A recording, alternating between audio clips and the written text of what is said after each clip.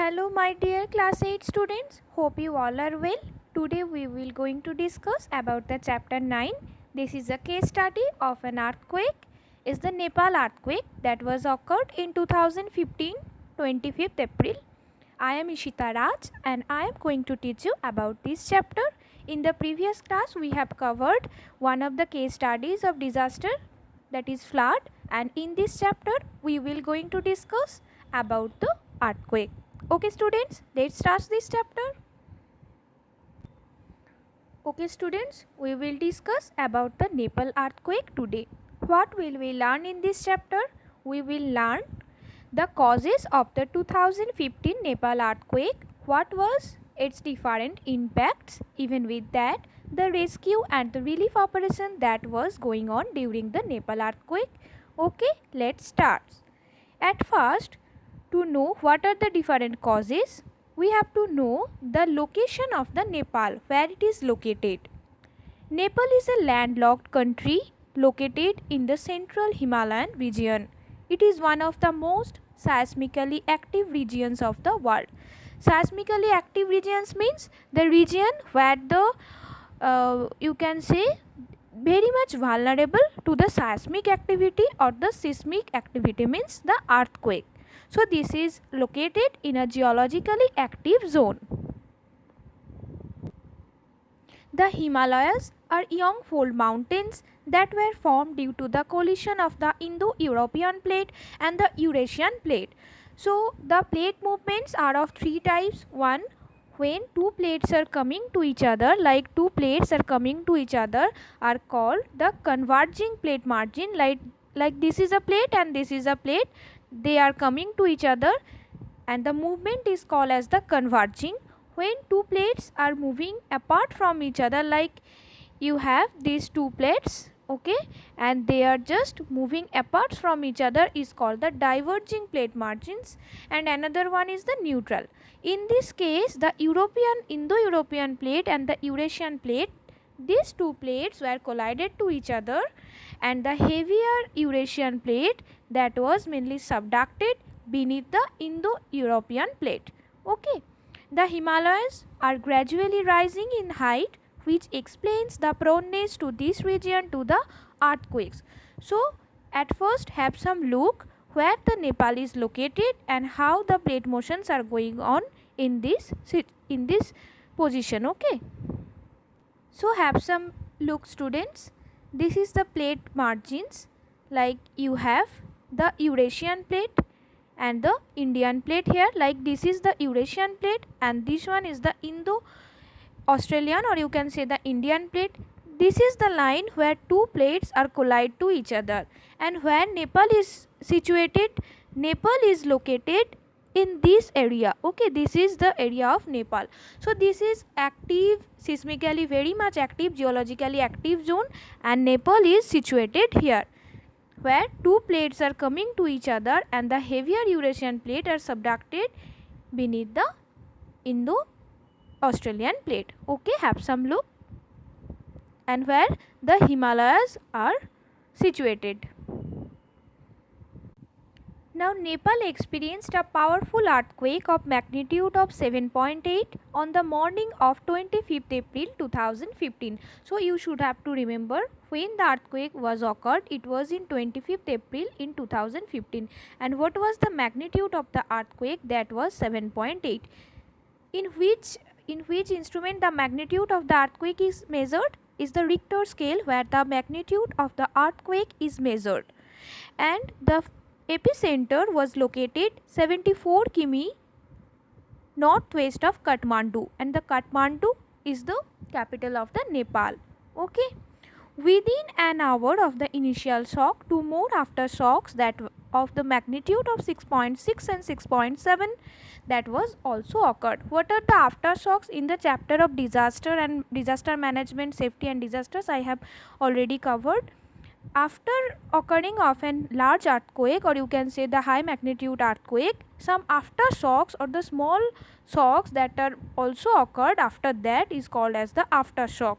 So the main earthquake of magnitude 7.8 in 25th April that was occurred, and after some days in May 12 and aftershock of magnitude 7.3 was also struck in Nepal.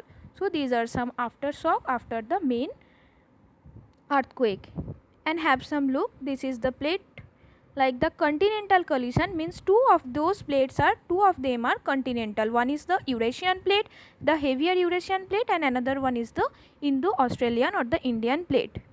As the Eurasian plate are constantly subducting, or you can say this is the Indian plate, okay, and this one is the Eurasian plate.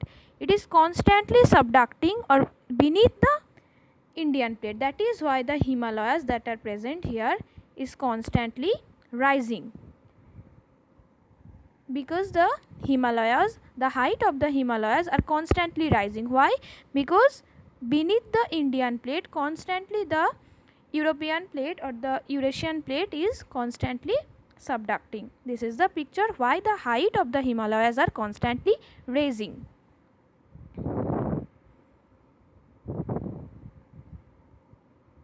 And this is the picture, students, where Nepal is located, and this is the Kathmandu, the capital city of the Nepal, and it's 74 km northwest. This is the northwest side, 74 km from the Kathmandu. The epicenter was there. What does epicenter means? Epicenter is the, if the earthquakes, okay, I am showing you what does epicenter means. This is the surface of the earth, okay. So here the origin of the earthquake occurs. This is called as the center. This is called as the center of the earthquake. The place just above the center in the earth surface is called the epicenter, where the you can say where the devastation of the earthquake is highest is called the epicenter. So the epicenter in this earthquake was there. The tremors were felt in northern India, northwestern Bangladesh, and in parts of Tibet and Bhutan. The earthquake also triggered a massive avalanche on the Mount Everest. So the adjacent place, as you have seen, that the magnitude of the earthquake was as high that the adjacent areas like the Bhutan, Tibet, Bangladesh, these parts also get some shocked. Even with that, our northern India also gets some shocked, because the magnitude of the earthquake was very, very high. Even with that, followed by an avalanche. Avalanche means the large mass of the ice. If there is a mountain, the large mass of the ice were just triggered by an earthquake. They are just falling down with the slope. Debris avalanche in the Mount Everest, okay. Have some look, students. This is the measurements of an earthquake. By which the measurement is done is the Richter scale. I have already said the magnitude of this earthquake, this Nepal earthquake, was the 7.8. Okay, so in Richter scale there is a value of 1 to 10. Have some look. This is the scale 1 to 10. Up to 7 or up to 6 we can say the earthquake is of moderate type, but after 7 the earthquake is of major type, and after that is the great earthquake. So in this case, the Nepal earthquake, the magnitude of the Richter scale was 7.8, and that is a major or a great earthquake, okay. This is the measurement in Richter scale. Now we have to know about the causes of the earthquake. What was the Nepal earthquake that occurs? What was the causes? The earthquake was caused by the thrust faulting along the major fault line of the Earth's crust, located in the Indus-Yarlung suture zone. The Eurasian plate is slowly slipping under the Indian plate along this fault line. The tectonic activity is responsible for the increase in the height of the Himalayas every year. That I have already discussed. The two plates, the heavier Eurasian plate is constantly subducting beneath the Indo-Australian plate or the Indian plate. Like in this picture, constantly this plate is subducting beneath this plate because of the heavier height. That is why the height of the Himalayas are constantly raising up, and this is located in a very, very much geologically active zone.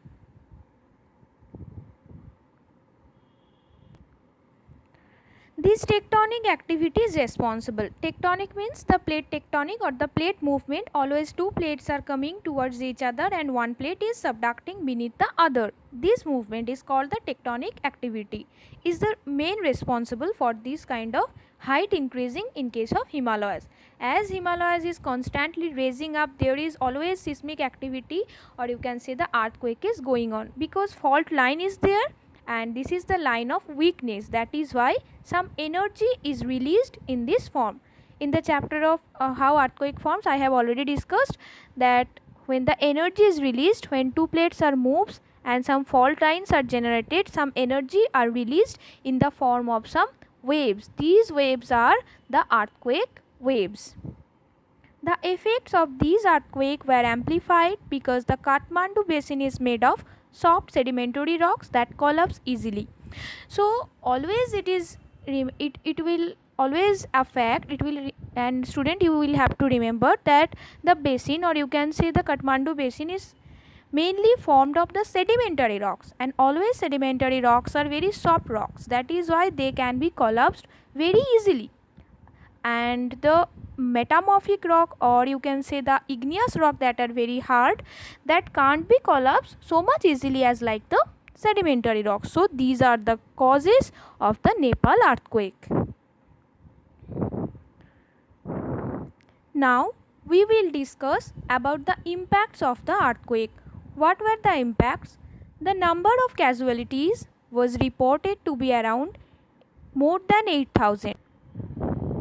Okay, more than 8,000. Even with that, 20,000 people suffered serious injuries. According to the Nepal Earthquake Assessment Unit, almost 80,000 of people that were displaced during the earthquake. The most number of people that were displaced were reported from these districts like the Sindhupalchok, Gorkha, Kathmandu, Dholaka, Dharing. These was the district that were the worst affected in this earthquake. Various massive infrastructural damage was occurred. Thousands of houses were destroyed. Many villages were completely shattered, especially those around the epicenter, because I have said epicenter is the place or the regions around it is the most devastated one. Okay, because the devastation is maximum there, because the earthquake waves that are mainly originated in the center, okay, that are originated in the center first hit the epicenter. That is why epicenter is the most affected one. The earthquakes triggered avalanches and landslides in the region.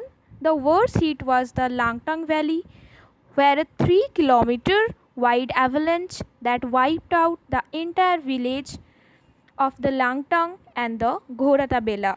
Nearly 300 people were reported missing from this village. Okay, a large scale avalanches that extend up to 3 kilometers that was also occurred. So these were the impacts of the Nepal earthquake. Most of the people, they were missing, some were killed, some were just suffered in severe injuries. Even with that, the earthquake triggered an avalanche on Mount Everest that killed 13 mountaineers. Some mountaineers were there in Himalayas or the Everest. 13 of them were just killed in this. Landslides was there, because this was the effect. This is the after effect of an earthquake. At first an earthquake is occurred and this is the after effect of that. Some landslides, some debris avalanches. Essential services such as the healthcare were suspended or were inaccessible to the people, and this international airport was closed down and transportation services were temporarily suspended. So the total human life, their social life is shuttered, because the airport is not working, various transportation services are not working, so they are not, so any place was not accessible, and most of the people where their life is just shuttered. And this was a major earthquake. The earthquake affected the economy. Total economy was also shuttered the Nepal adversely. The total rebuilding cost of the infrastructural damage was around 6 to 8 billion dollars. The tourism sector that provides employment to thousands of people, because the main to here the tourism develops in very good way. Nepal is a very good tourist place, so the tourism industry was also shuttered in Nepal, suffered a huge setback as tourist destinations were inaccessible because the international airport was not working, various transportation, road transportation, that was also not working, roads were collapsed, building were collapsed. That is why the total tourism industry, even with that, the economic, you can say the economy of the life of the human being was totally shattered in this earthquake. The banking sector also incurred a huge loss. So these are some adverse impact of this Nepal earthquake. Have some look. This is the camp in Kathmandu, one of the many camps that was set up after the earthquake in Nepal 2015. This is also shelters for Nepalese earthquake survivors in Kathmandu. After earthquakes, this was the shelters. In the aftermath of the earthquake, this is some social impact you can identify. You can divide the impacts into, these are the social impacts. Like after some earthquake occurs, a disease called the scrub typhus that were just broke out, which claimed hundreds of lives. The earthquake also had a lot of social impacts, like people were mainly engaged in various vulnerable activities, like crime was there because they didn't have any job, they didn't get any food, that is why they were engaged in some social crime. So all this human life, their economy, their socio-cultural life, that was shattered by these devastating Nepal earthquake.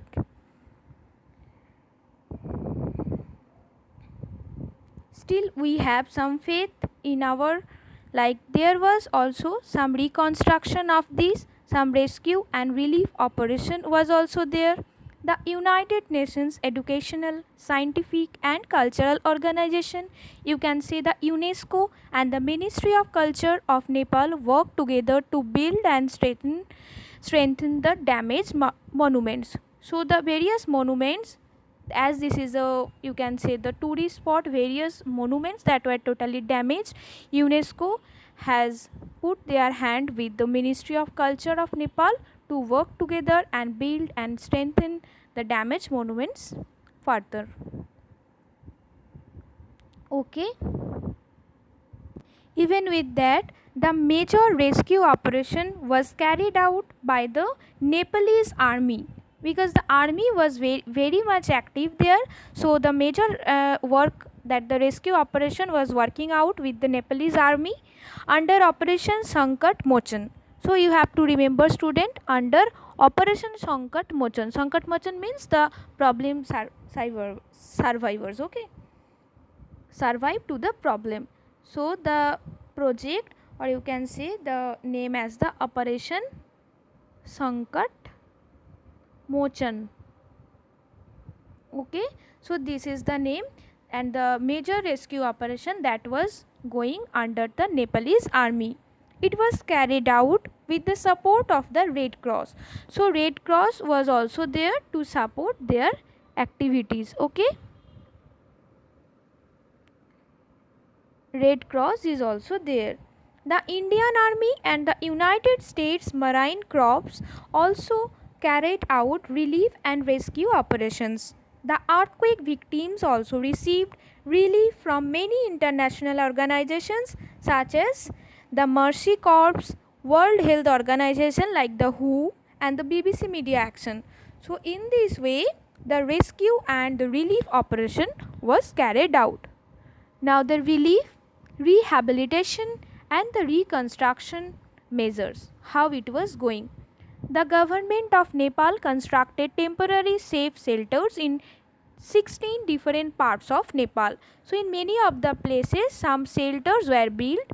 The government was committed to ensure that all the affected population in the earthquake hit districts get basic aid. Like what is basic aid? Like some foods, some shelter, right, and necessary arrangements for resettling. The government has made a plan to ensure the building of earthquake resistant structures with local materials and in a cost effective manner. So it will be built in by the local materials that should not be import from any foreign country, and with that they can cope up with the cost effective manner. So these are some relief, rehabilitation and the reconstruction measures that government has taken some initiation. Even the necessary arrangements for providing affected farmers with free of cost seeds and subsidies for fertilizers. So this you should have to remember. Indonesia, here is also some geo content. Like Indonesia is prone to natural disasters such as the earthquakes and tsunami. What are tsunamis? When the undersea earthquake is there, like here the earthquake is on the landslide, okay, sorry, land side, and when an undersea earthquake is occurred, then the large devastating a huge wave is formed and that breaks into the coast is called the tsunami. Su means the harbor, okay. What does Su means? Su means the harbor and Nami means the waves. So the harbor waves is called the tsunamis. Tsunami is caused by an underwater earthquake. In the year 2004, Indonesia was hit by a tsunami. The earthquake had a magnitude of 9.15 or 9.15 and was one of the worst tsunamis in the world. So I have given you the Richter scale measures that you have some idea about how much magnitude will for the great earthquake or for the moderate earthquake. So this was the devastating one. Now we have covered the Nepal earthquake.